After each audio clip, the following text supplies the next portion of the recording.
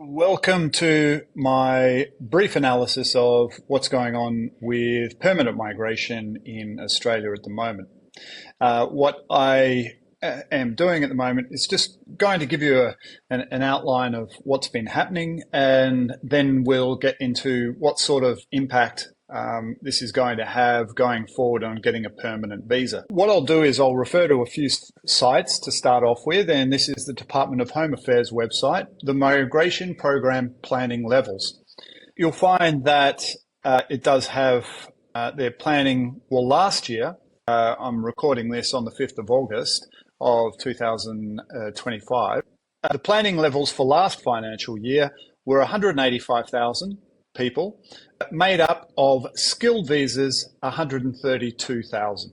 Okay, that was last year's planning level, and these are all for permanent visas. You've got your employer-sponsored 186, you've got your 189, 494, 491, 190, and then a few other bits and pieces which aren't really that important. 132,000. Now, we're still waiting for the 25-26 planning levels. And the thing is, I've been thinking, well, it's taking them a long time because it's already been a month. Usually these things are published within a few weeks. But a month has passed and we haven't heard anything. And that made me have a look. I've had a look at the details, and one of the most significant changes to pathways and permanent visas was that on the 7th of December, the government outlined a smoother road for permanent residents for skilled sponsored workers. What they said was, if you're on a 482 visa, for example, after 2 years on your 482, then you can apply directly to this 186 temporary through the temporary residence transition stream. It opened up the fact that because previously 482 sponsored applicants, not all of them could access the permanent visa stream. But on the 7th of December 2024, the Immigration Department said, look, it doesn't matter what occupation you have, you now have access to be sponsored for the permanent stream as well. This was good news for a lot of people that didn't have an occupation that was in extremely high demand. The history. Now, what we need to do is we need to have a bit of a look at some work statistics. All of this information is published by the Immigration Department. I'll put links below, all of that sort of stuff. What we're sitting here with is 31st of March 2025. 31st of March 2025, these are the people that have the 482. These people are now, all of them are now able to get sponsored for the permanent visa, the 186, all of them. What we find is, but they have to have 2 years in order to be sponsored. It does take 2 years on their 482 for them to be sponsored for the permanent visa.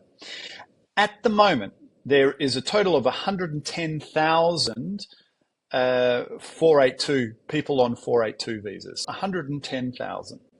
That is more than the 132,000, but obviously not all of those are going to have their 2 years completed.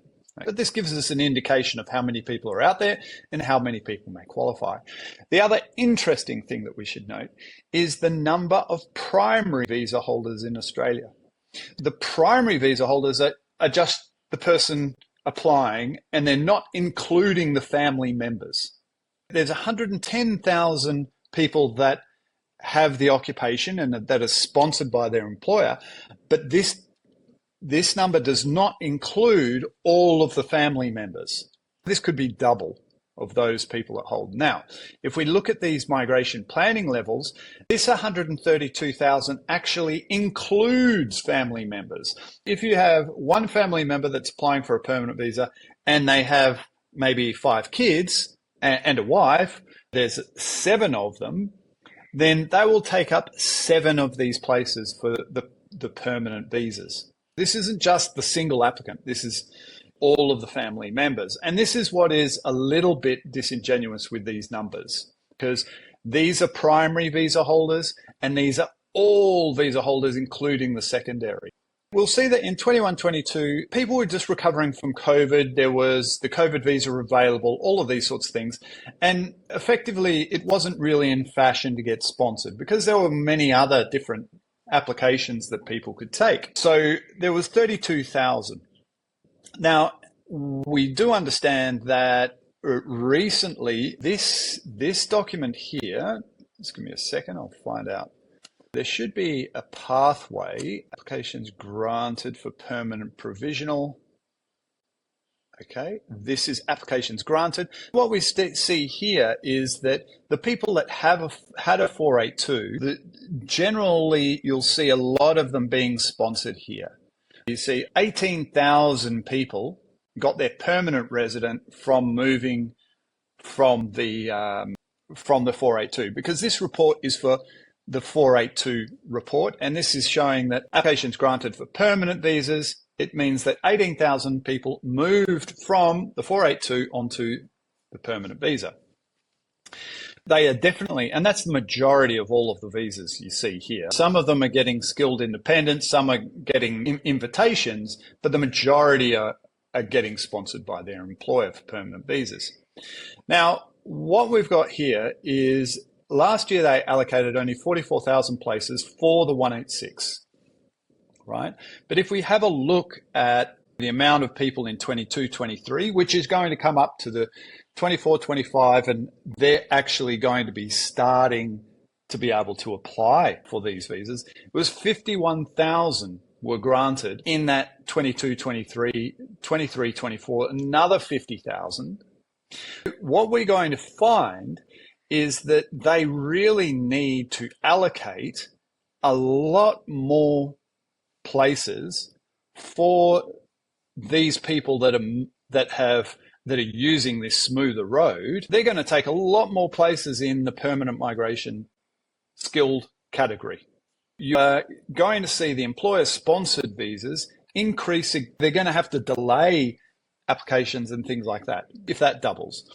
I think we'll see a significant decline in the 189. We'll see a decline in the regional and in the state invitations. And if things continue going on as they are, pretty much all of the people on the 482 are going to start sucking up all of the budget for the permanent skilled visas. And there is going to be very little left for people to receive invitations. 23, 25. Last year, we saw that there were 16,500 and 9,760 were the amount of invitations, but for particular states, I think it's probably going to be slashed by about 50%. Now, I could be wrong, but what I would say that if you are looking to get a skilled permanent visa in your occupation, I think Australia has made it very clear that they want you to be sponsored by an employer as the preferred means to get a permanent visa. If you are looking at receiving an invitation from the government, that it will become a lot more competitive because there are going to be a smaller amount of invitations and a larger pool of people applying. And sponsorship is really going to be forced into the spotlight as the pathway to permanent residency for the next few years. If you do want an invitation visa, I think that you need to adjust your expectations and you really must start seeking sponsorship in order to make sure that you're going to be successful. A sponsorship visa should be treated as a plan A and an invitation visa a plan B. That's just a little bit of analysis. I'm thinking about what these changes have actually meant, these changes in law have actually meant, and then push them up against the planning levels and the budget of people that they're seeking to actually give these permanent visas to. And this total migration program level is not going to increase just because the amount of employer-sponsored people increase. They're going to have to keep these rates the same because there is a pressure on migration. I don't think they're going to lower this. And just one more last thing is that because of this crunch that is going to happen with all of these 482 people applying for employer sponsorship, we're going to see a lot more. The timing for granting sponsored visas is going to start to get longer and longer and longer because they can't fit everyone into the particular year because they've got a budget, and then they'll have to move them over to the next year. And this is going to have a few long-term impacts into the migration system. All of this information is available. I'll put the links in and you can make of it what you think. If you've got any comments, then please share them with me. I'd love to hear your ideas about it, and we'll see how we go. This is obviously the immigration can change their mind and do anything, but we want to have a look at trends and understand that the government is also bound by certain budgets, and this is a budget that they can't move, and they've made changes which impact that budget. Hope you enjoyed the video, and yes, good luck to you all. Okay, bye.